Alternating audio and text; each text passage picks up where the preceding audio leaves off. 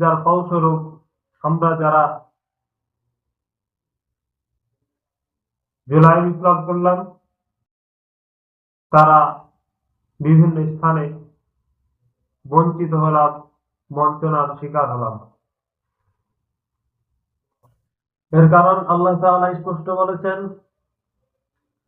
যতক্ষণ না কোনো কওম, কোন জাতি নিজেদের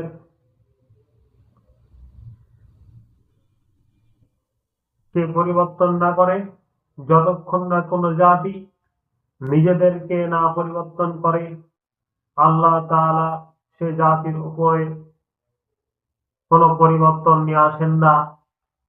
তার উপরে তাই অর্পিত থাকে যা সে নিজের উপর অর্পণ করে নিয়েছে। আল্লাহ তাআলা বলেন, লাম ইয়াকু মুগায়্যিরান নি'মাতান আন'আমাহা আলা কওম,